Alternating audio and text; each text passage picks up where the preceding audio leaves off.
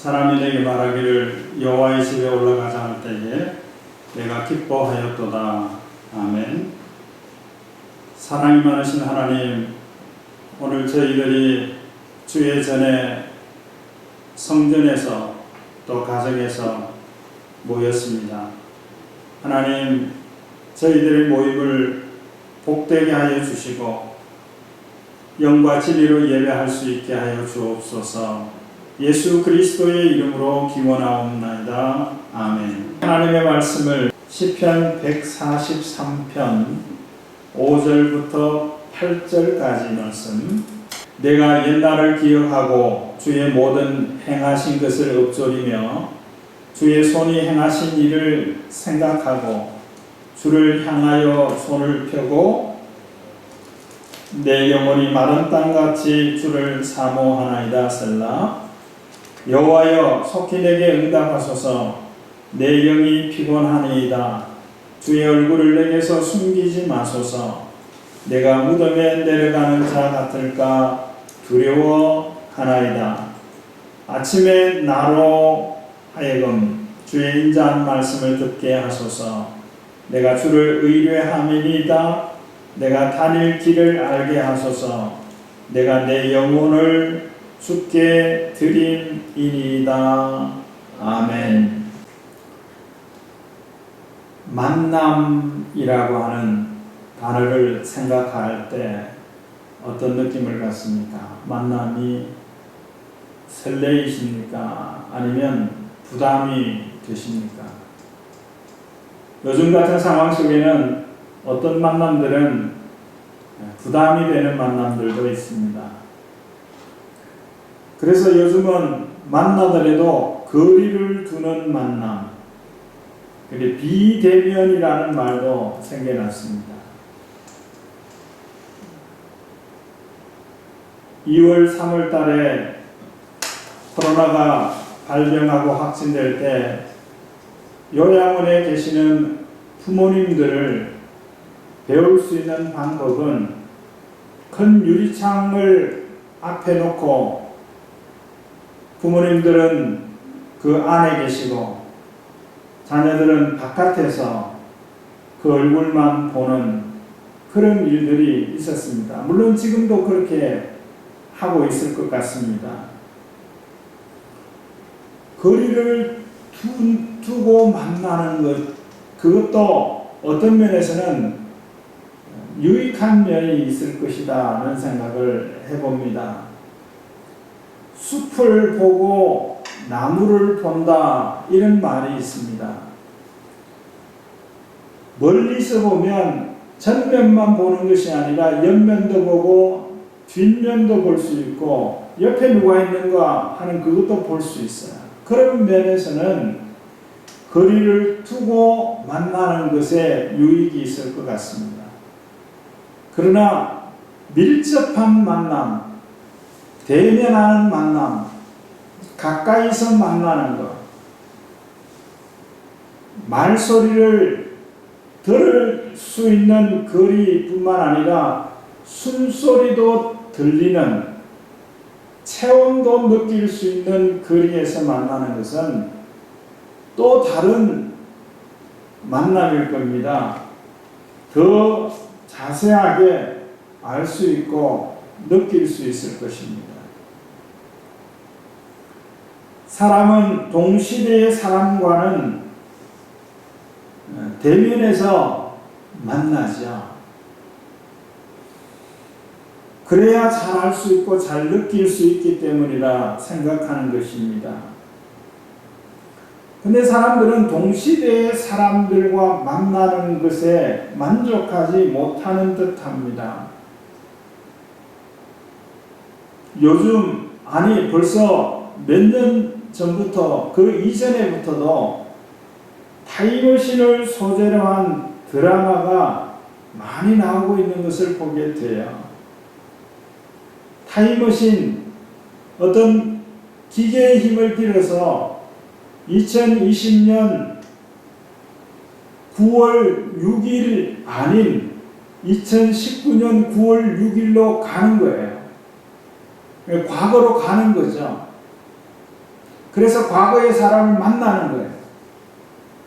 그런 갈증들이 사람들에게 있으니 그것이 그런 생각과 상상력이 타임머신이라고 하는 이 단어를 만들어낸 것 같습니다.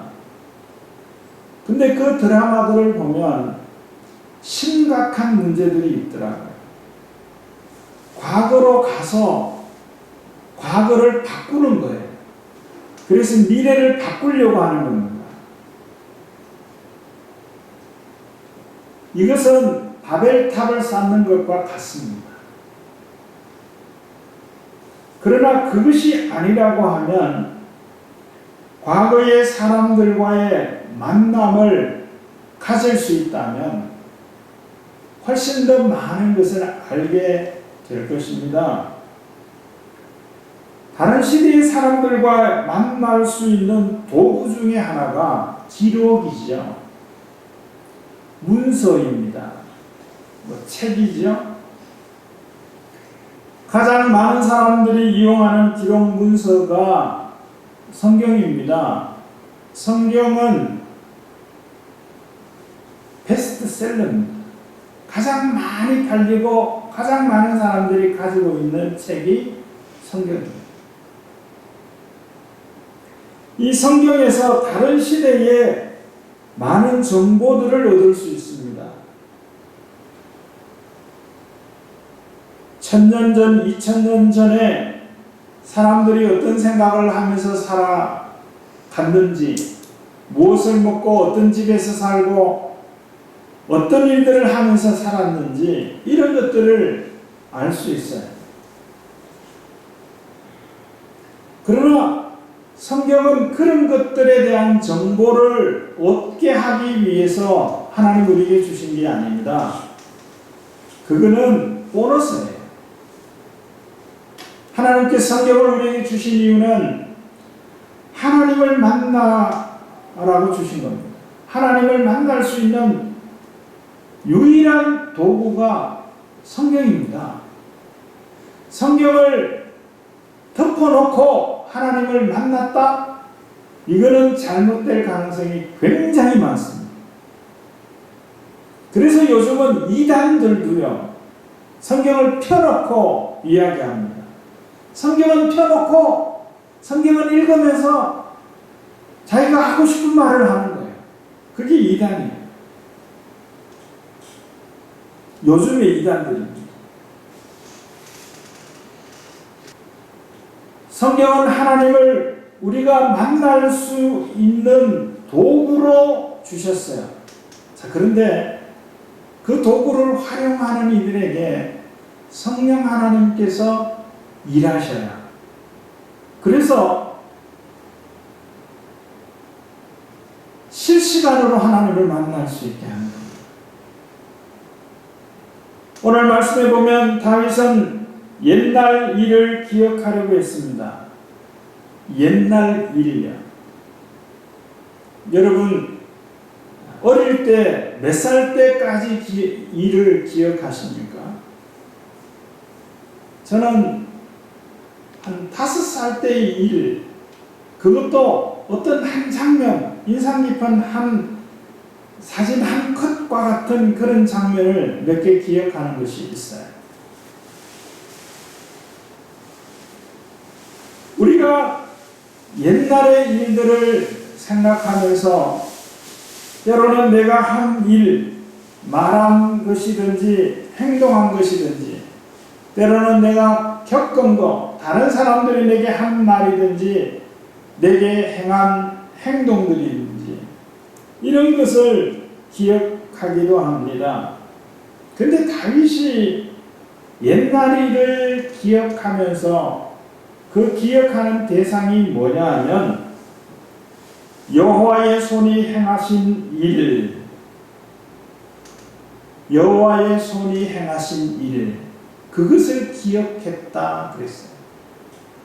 다윗이 말했던 것 없습니까? 다윗이 행동한 것, 자랑스러운 것 없습니까? 다른 사람들에게 억울하게 당했던 일들 없습니까? 다 있죠, 다윗도. 그런데 다윗은 하나님께서 다윗에게 말씀하셨던 것, 하나님께서 다윗에게 해주셨던 것, 그걸 기억하는 거예요. 그걸 기억하면서 어떤 하면 엎조렸다 그랬어요. 이걸 다른 말로 하면 중얼거렸다는 거죠. 요즘에는 길을 가다 보면 중얼거리면서 가는 사람들이 참 많아요. 좀 머리가 이상한 사람인가 그렇지는 않더라고요. 핸드폰은 주머니에 넣어놓고 무선 이어폰을 가지고 전화 대화를 하는 거예요. 두 사람은 대화를 해요. 근데 그것을 보는 사람은 저 사람 혼자 중얼거리네, 미쳤나, 이렇게 처음에는 그렇게 생각했었어요. 그것처럼 중얼중얼거리는 거예요. 하나님께서 내게 하신 일들에 대해서 말하는 겁니다. 고백하는 겁니다. 하나님께서 전에 내가 이런 일을 당하고 있을 때 이렇게 해 주셨죠. 무용담처럼 말하는 겁니다. 엎조린다는 거예요. 이것은 고백이에요. 우리의 기억 속에 무엇이 있습니까? 우리의 기억 속에 누가 있습니까? 다윗처럼 살고 싶으신가요? 하나님의 마음에 합한 사람 다윗 말입니다.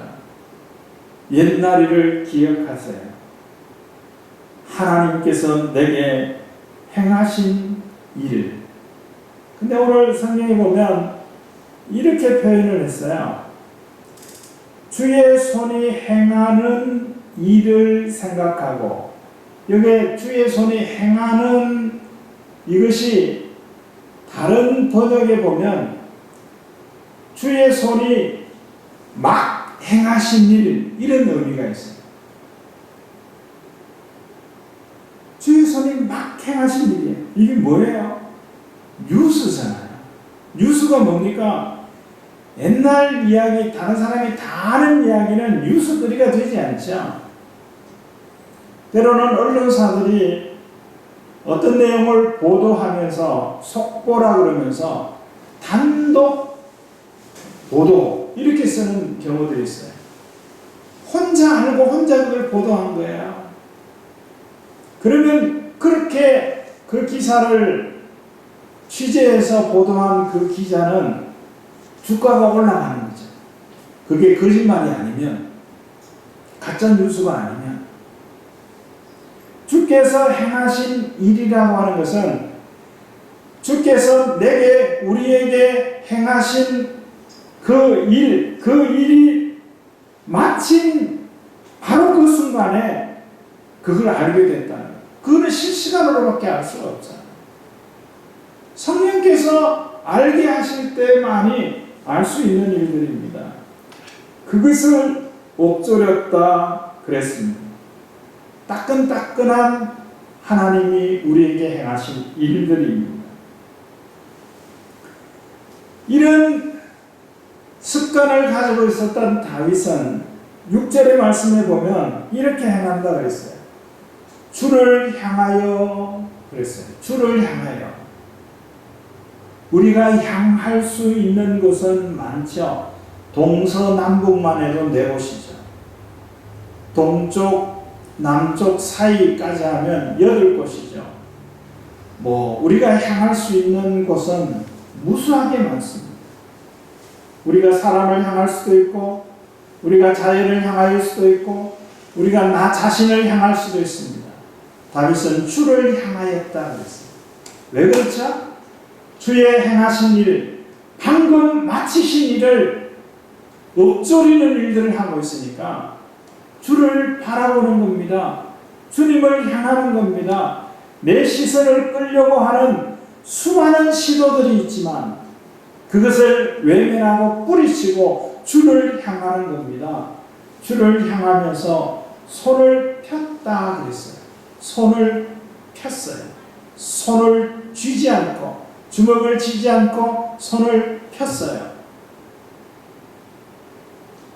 이 손을 편다라고 하는 의미가 어떤 의미인가 하면 가르친다는 의미예요. 가리킨다. 무엇을 가리킨다는 의미. 가리킨다는 의미.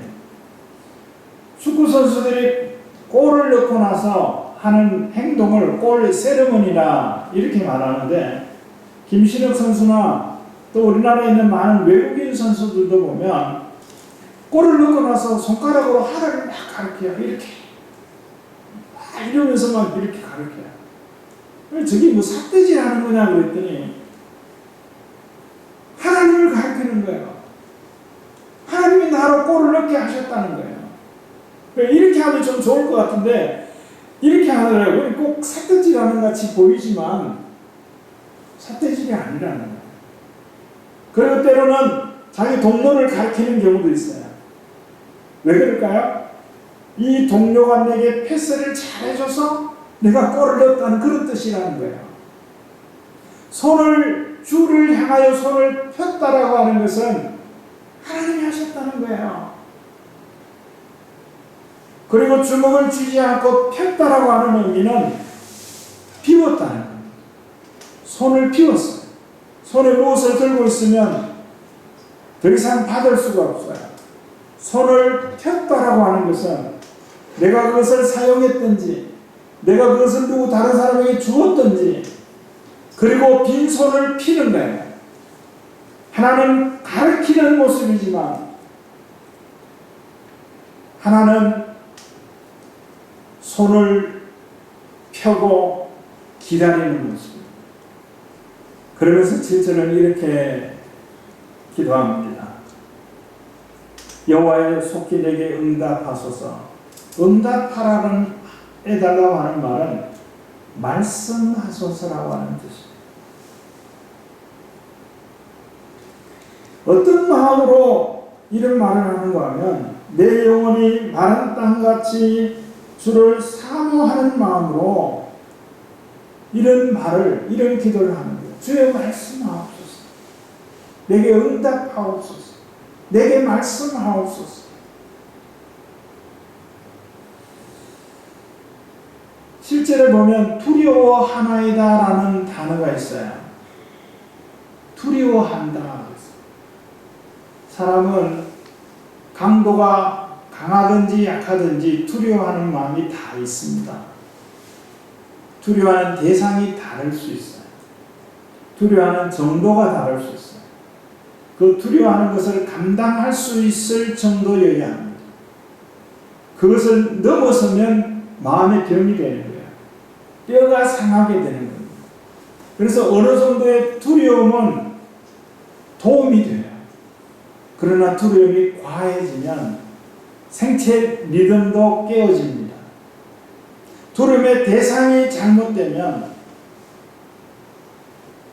그는 또 망할 수밖에 없습니다. 자, 두려워하는데 무엇을 두려워하십니까? 어떤 사람이 당신 치매인 것 같아. 그러니까 얼마나 두려워하는지 몰라요. 무엇을 두려워하는가 하면 가족을 못 알아볼까 봐 두려워하는 거예요. 집을 못 찾아올까 봐 두려워하는 정도가 아니라 가족을, 남편을, 아내를, 자녀들을, 심지어는 내가 누구인지 알아보지 못할까 봐 그걸 두려워하는 거예요.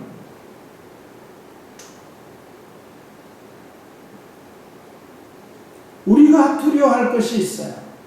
그게 뭐냐면 하나님이 말씀하시지 않는 것, 그걸 두려워해요. 그래서 7절에는 하나님 내게 응답해 주세요. 내게 말씀해 주세요. 응답하시지 않으면, 말씀해 주시지 않으면 나는 무덤에 들어가는 것 같습니다. 이 무덤에 들어간다라고 하는 것이 구멍에 들어간다는 말이에요. 구멍에 들어간다고 한번 생각해 보세요. 내 몸, 내 머리가 들어가는, 넉넉히 들어가는 큰 구멍에 머리를 집어넣는 것은 별로 두렵지 않잖아요. 그런데 머리가 겨우 들어가요. 근데 들어가면 들어갈수록 구멍이 좁아져서 머리가 그 구멍에 박혀버렸어요. 머리가 박히는 게 아니라 몸이 박혀졌다고 생각해 보세요. 그 두려움입니다. 무엇 때문에요? 하나님이 말씀하시지 않는 것 때문에.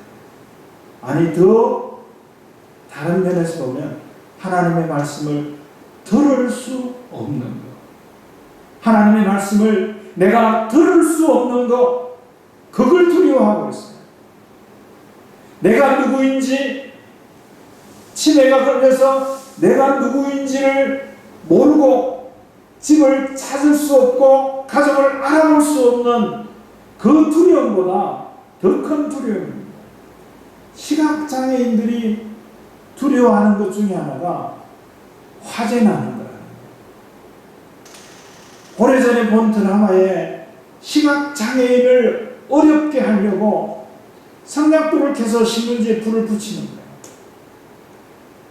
다른 사람은 그 불이 붙은 곳이 어딘 줄 알고 볼 수 있는 사람은 또 그것을 끌 수도 있는데 시각장애인은 그것을 못하는 거예요.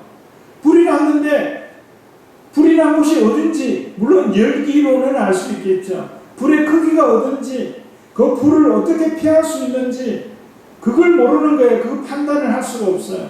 그래서 불이 나면 시각장애인들은 굉장히 공포를 느낀다는 거예요. 그것보다 더하게 하나님의 말씀을 들을 수 없는 것, 그것을 두려워할 수 있기를 바랍니다. 요즘에는 언제나 어디서나 마음만 먹으면 버튼만 누르면 하나님의 말씀인 설교를 들을 수 있는 그런 상황 가운데서 우리가 살아갑니다. 그런데 설교하고 있는 그 자리에 있으면서도 하나님의 말씀을 듣지 못하는 사람들이 있어요. 온라인으로 실시간 예배시간을 송출하면서 어떤 분에게 그런 이야기를 들었어요. 이 현장에 와서 설교를 들을 때 하고 이 핸드폰을 가지고 설교를 들을 때 더 집중이 더 잘 된다는 거예요. 어떤 면에서 일리가 있어요.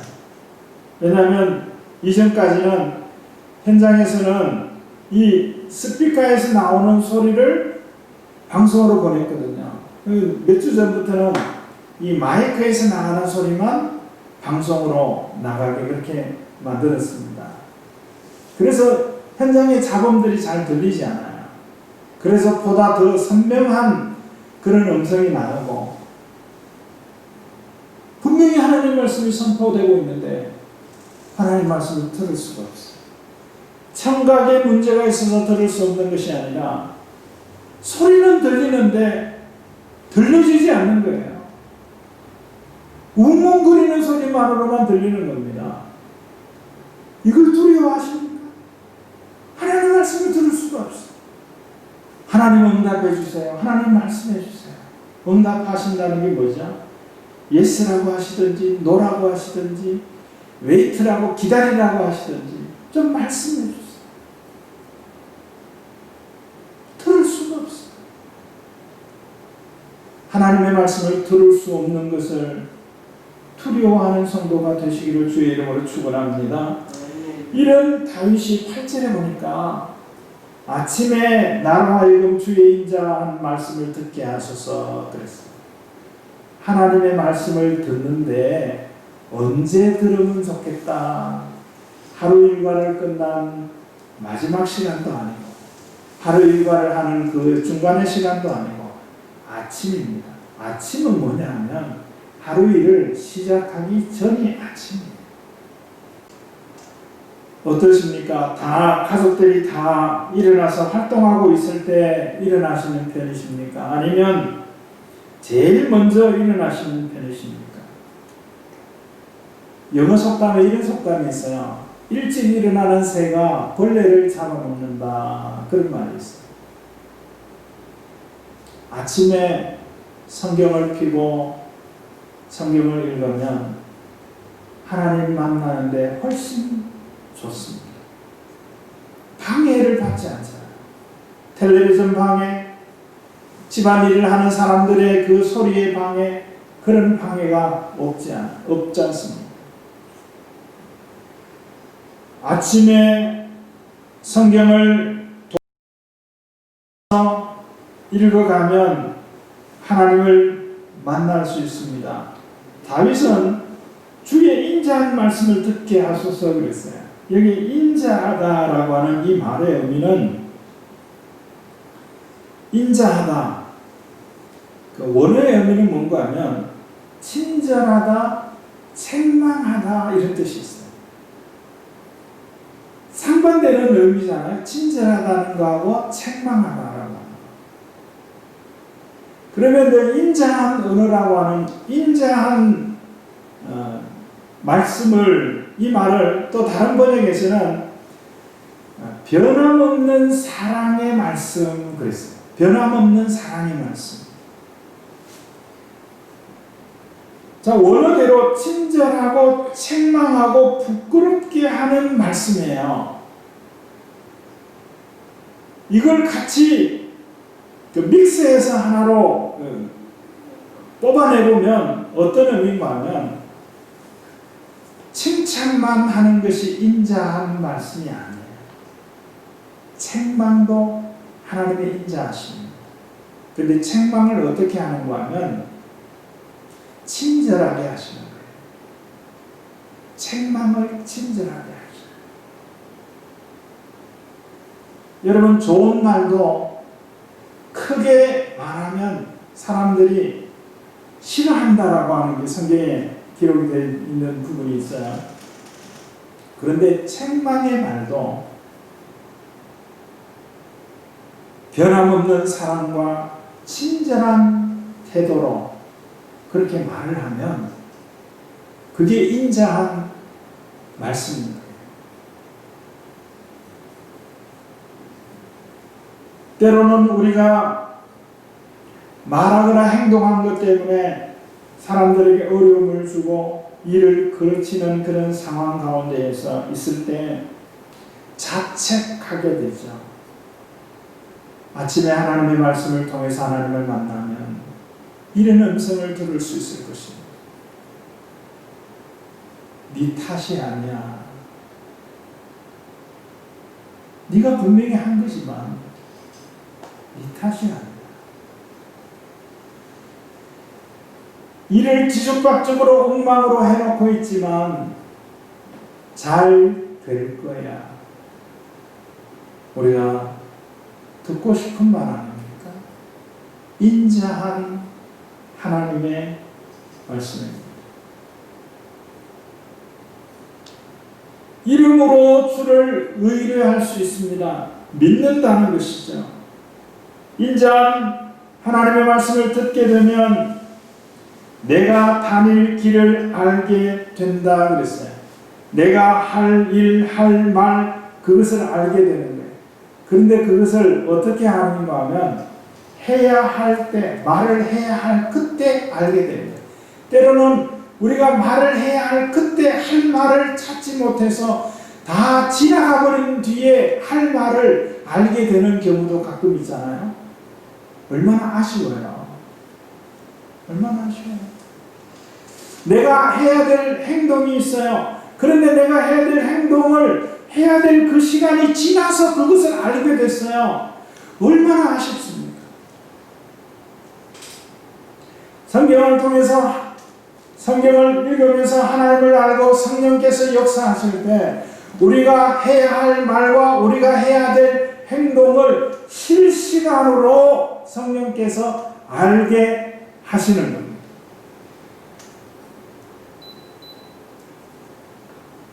그래서 오늘 제목은 저는 이렇게 정했습니다. 밀접한 만남. 하나님과의 밀접한 만남.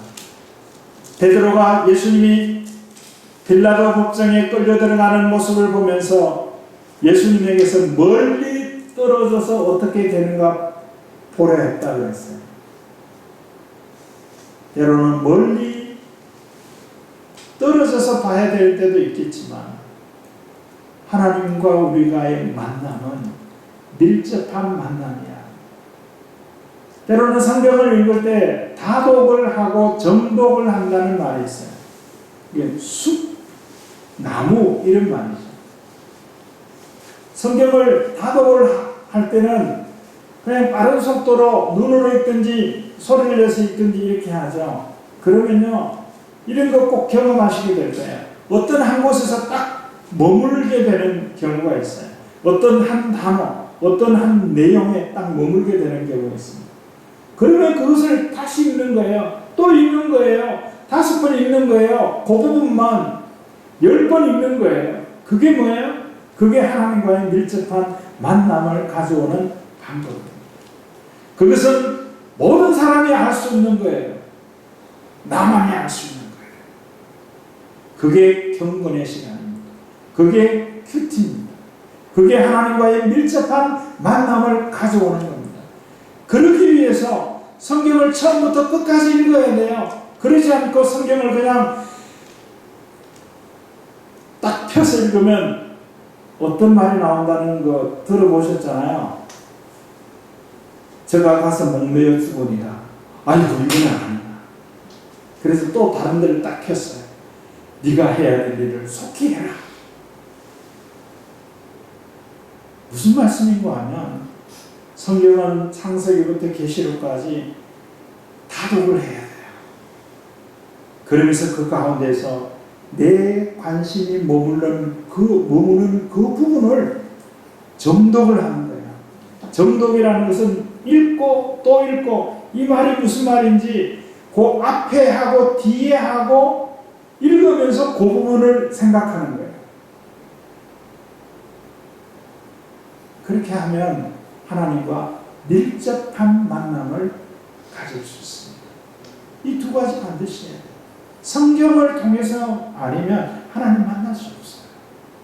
물론 설교도 하나의 도구지만 성경을 읽어야 하나님 만날 수 있어요. 성경을 읽을 때 성령께서 하나님을 만나게 해주십니다. 하나님이 어떤 분인가, 어떤 일을 하신 분인가, 어떤 일을 하실 분인가, 그것을 알 수 있게 하는 것입니다. 그러면 하나님에 대한 기대를 가지며 살아갈 수 있습니다. 하나님과의 만남은 거리를 두는 만남이어서는 안 됩니다. 밀접한 만남이어야 합니다. 모여서 만나는 이 일들이 녹록지 않으면 혼자 만나야 합니다. 어떤 목사님이 지난 주간에 어떤 칼럼을 하나 쓰셨는데 그 중에 하나가 이거예요. 모여서 예배하지 못하면 혼자 예배하라는 뜻입니다. 모여서 예배할 수 없으면 혼자 예배하라는 뜻입니다. 모여서 예배하지 못하게 한다고 그것 때문에 분노하고 그렇게 하지 말고 그렇게 할 때 혼자 예배하는 거예요. 우리가 여러 사람이 하나님을 만날 수도 있고 때로는 독대할 수도 있는 거예요. 이 두 가지를 다 해야 되는 거예요. 얼마 전에 교회 지도자들 한 15명 정도가 대통령을 만났잖아요. 근데 때로는 혼자 대통령을 만날 수도 있는 거잖아요. 그거와 같은 겁니다. 하나님과의 만남은 밀접한 만남이어야 합니다. 그 만남이 제일 좋은 때가 아침이에요. 다윗이 바라는 대로 아침에 주의 인자한 말씀을 듣게 하옵소서. 아침에 주의 인자한 말씀을 들을 수 있기를 바랍니다. 하루의 삶을 내가 해야 할 말과 해야 할 일들을 놓치지 않고 그 정확한 타이밍을 맞춰서 할 수 있는 그런 삶을 살아갈 수 있게 될 것입니다. 지금은 부활이요 생명이신 우리 구주 예수 그리스도의 은혜와 하나님 아버지의 다함이 없는 사랑하심과 성령님의 감동, 감화, 교통, 충만하심이 하나님과 밀접한 만남을 통해서 하나님 닮아가는 삶을 살아가는 성도들 가운데 이제는 영원히 함께 있을지어다. 아멘.